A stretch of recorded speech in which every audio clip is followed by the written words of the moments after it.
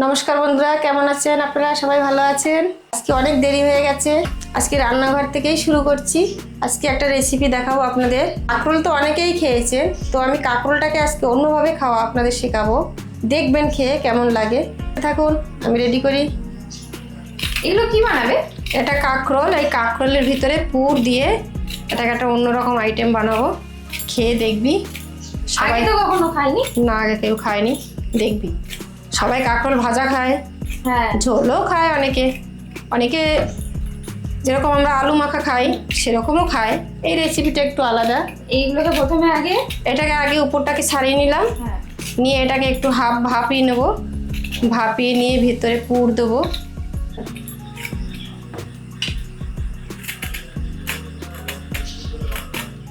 এইভাবে মাথা পিছনটা আগে কেটে নেব, নিয়ে মাঝখানে লম্বা করে তারপরে এর ভেতরে জিনিসটাকে বের করে একটা এইটাকে কি দু মাথা কেটে তারপর ভাপিয়ে নেব?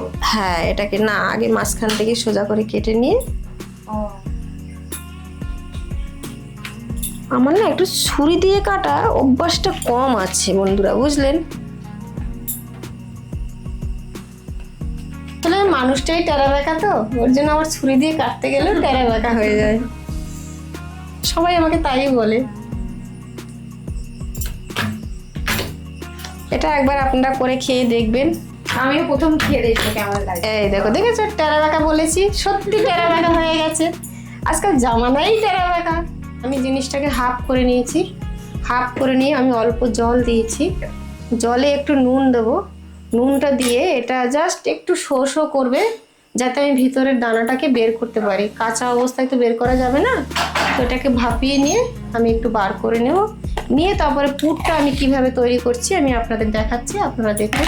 ফোড়ন তো দিয়ে দিলে, এবার তাহলে পুরটাকে কি দিয়ে বানাচ্ছো? পুরটাকে আমি এখানে কালো সর্ষে নিয়েছি, সাদা তিল নিয়েছি, কাঁচা লঙ্কা নিয়েছি। না, বেশি ঝাল দরকার নয় এটায়। আর আমি নিয়েছি নারকেল। নারকেলটাকে কুড়ুনি দিয়ে কুড়াইনি, পিস পিস করে নিয়েছি। এটাকে আমি মিক্সচারে একবারেই বেটে নেব। নিয়ে এটাকে আমি পুর তৈরি করবো। এটা কি পুরোটাই নিরামিষ? হ্যাঁ, পুরোটাই নিরামিষ। আমি সামান্য জল দিচ্ছি, দিয়ে এটা পেস্ট করে নিচ্ছি। এটা কুকার থেকে বের করেছি, এবার একটু ঠান্ডা করতে দেবো। ঠান্ডা না হলে এই বীজটাকে আমি বের করতে পারবো না। হ্যাঁ বন্ধুরা, এবার আমি পুরটা রেডি করব। ওটা ঠান্ডা হতে দিয়েছি। আমি কড়াইতে সাদা তেল দিয়ে দিচ্ছি, খুব বেশি না, দেখুন। অল্প লাগবে। হ্যাঁ, অল্প লাগবে এই পুরটা তৈরি করতে। যেটুকু আমি সর্ষেটা ধুয়ে নিলাম। সর্ষে তো জানেনই বাজারে থাকে, কত ধুলো বালি থাকে, না ধুয়ে নিলে হয় না। আমি সর্ষেটা এবার পেস্ট করব কাঁচা লঙ্কা দিয়ে। লঙ্কাটা ধোয়াই আছে আমার। এতে আমি একটু নুন দেব,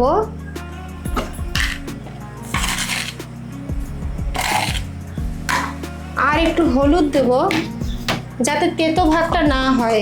নুন হলুদ দিয়ে একটু পেস্ট করলে তেতোটা কম হয়। এর সঙ্গে আমি চিনিও দিয়ে দেবো 2 চামচ।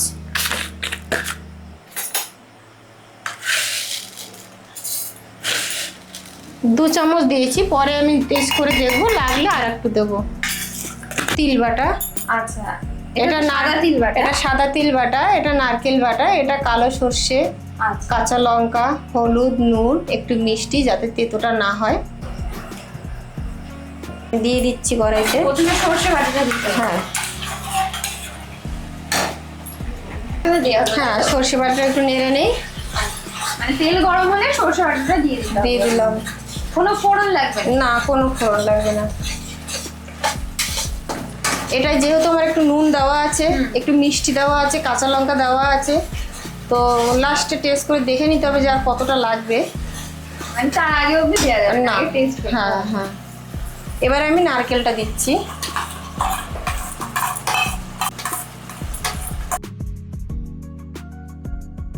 এটা দেখতে খুব সুন্দর লাগবে। ডিম সেদ্ধ করে যখন মাঝখান থেকে হাফ করে আমরা রান্না করি, ঠিক ওরকমই দেখতে লাগে। যারা নিরামিষ খান তারা এটা তো হঠাৎ দেখে বুঝতেই পারবেন না যে এটা ডিম না কাঁকরোল। পুরটা আমার একদম মানে পুরো টাইট হবে, মাখো মাখো হবে, যাতে আমি কাঁকরোলের ভিতরে দিয়ে ওটাকে চেপে দিতে পারি। ওইটা আমি যখন তেলে ভাজবো আর ছাড়বে না, এরকম ভাবে এটাকে করতে হবে। যতটা জল আছে যতটা জল আছে সব মেরে দিতে হবে। এটা আমার ঠান্ডা করতে দিয়েছিল, কিন্তু এখনো ঠান্ডা হয়নি, এখনো ভালোই গরম হচ্ছে, কিন্তু পুরটা ভরা যাবে না, আর একটু ঠান্ডা হতে হবে। তিল বাটাটা দিয়ে দেবো, কারণ নারকেলের জলটা অনেকটাই টেনেছে। হ্যাঁ, অনেকটাই টেনে গেছে জলটা। এইবার এটাকে নাড়াচাড়া করতে করতে পুরো টাইট হয়ে আসবে। টাইট না হলে জিনিসটা আমার ওতে ভরতে খুবই অসুবিধা হবে, ভাজতে গেলে ছাড়িয়ে যাবে। এইটা তো ময়দা না? ওইটা ময়দা। এখনই তো দিলে না?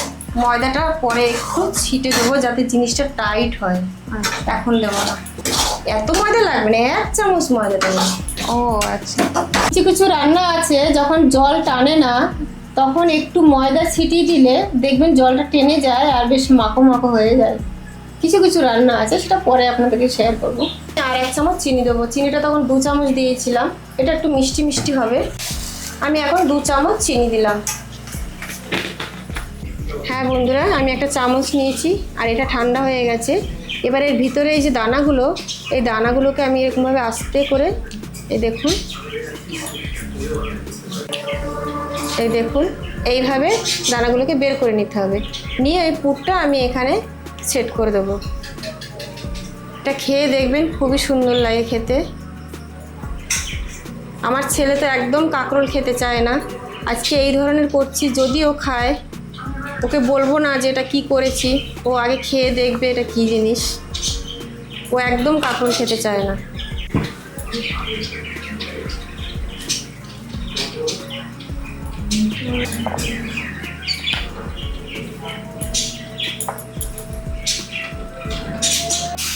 তো বন্ধুরা, মা এখানে আমাকে নাড়তে দিয়ে গেছে।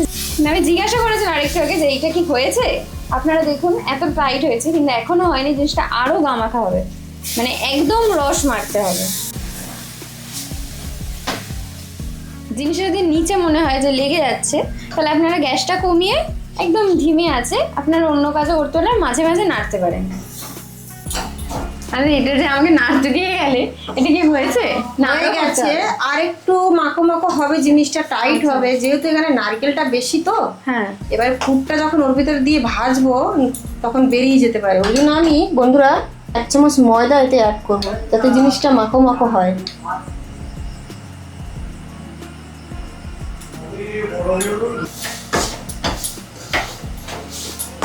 ময়দাটা দেয়াতেই একদম আটো আটো একটা ভাব চলে। হ্যাঁ, না তো ওর ভিতরে দিলে না, তেলে যখন ভাজবো জিনিসটা ছাড়িয়ে যাবে, তখন বন্ধুরা বলবে এই দিদি ভাই কি দেখালো। আচ্ছা, কারোর বাড়িতে যদি ময়দা না থাকে তাহলে সে কি আটা দিতে পারবে? হ্যাঁ পারবে, কিছু করার নেই। আচ্ছা, এইবারে পুরটা আমি কাঁকরোলের ভিতরে ভরছি, দেখে নিন। আমি একটা ট্রাই করি, দেখি পারি নাকি। কিছুই না, এইভাবে দেবো, একটু চেপে চেপে দেবেন। আমার এটা পুর ভরা রেডি, ময়দা হালকা করে ছড়িয়ে দিয়ে রেডি। বাস, এবার এটা তেলে ভাজবো, হয়ে যাবে। এবার আর একটা জিনিস আমি আপনাদেরকে দেখাই। এই যে আমি কাঁকরোলের দানাটা বের করেছি, এই দানাটা জানেন অনেকে কাঁচা লঙ্কা, সর্ষের তেল আর নুন দিয়ে মাখিয়ে, যেরকম আমরা আলু মাখা খাই ওরকম এটা খাবেন। এটাও খেয়ে দেখবেন, এটাও ফেলার জিনিস নয়, এটা খেতে খুবই সুস্বাদু লাগে। কাঁচা লঙ্কা, একটু তেল আর একটু নুন দিয়ে মাখিয়ে গরম ভাতে খেয়ে দেখবেন, খুব ভালো। কোনো জিনিসই ফেলার নয়, সব জিনিস খাওয়া যায় জানা থাকলে। চলুন বন্ধুরা, আমরা এবার এটা ভেজে আপনাদেরকে দেখাই। আসুন, আমি এবারে তেল দিচ্ছি।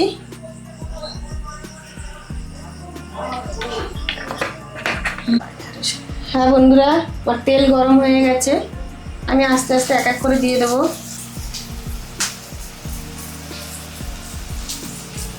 গ্যাসটা একদম লোয়ে রাখবে, হাইতে রাখবেন না। আমি একটা দিই, আস্তে আস্তে। একটু বেশি জোরে হয়ে গেল, একটু আস্তে আস্তে দিতে হবে, কারণ পুরটা তো দেওয়া হয়েছে আর সামনের কভারও নেই, যেহেতু ময়দার একটা মানে পাতলা একটা আস্তরণ দেওয়া আছে, একটু সাবধানে করতে হবে।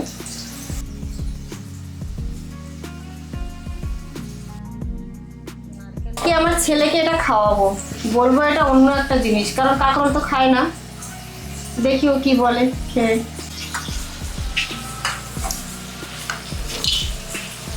বন্ধুরা আমি পুরোটা ভেজে নিয়ে তারপরে আপনাদেরকে লাস্টে দেখাচ্ছি।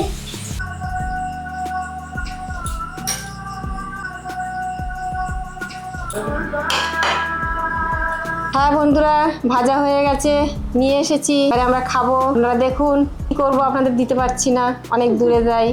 না খেয়ে দেখ তো কেমন, খেয়ে দেখি কেমন হয়েছে।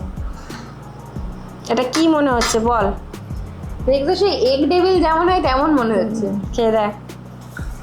দেখে মনেও হচ্ছে না যে এটা পুরোটা নিরামিষ।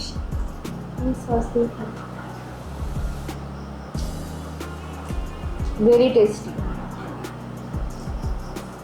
ভালো নরম হয়েছে। তাহলে বোঝা যাচ্ছে না। তাহলে সোনু খাবে তাই তো? ও বুঝতেই পারবে না এটা কি, ওকে বলাই যাবে না। আর আপনারাও পিটকুটি যে ভাতটা সেটাও আপনারাও তৈরি করবেন বন্ধুরা, খেয়ে দেখবেন ভালো লাগবে। গরম গরম ভাতে খাবেন কি বিকেলে চা খাবেন, তখনও তৈরি করে খেতে পারেন, ভালোই লাগবে। দেখা হচ্ছে এরকমই পরের একটা পরের একটা ভিডিওতে। নমস্কার, নমস্কার। টাটা।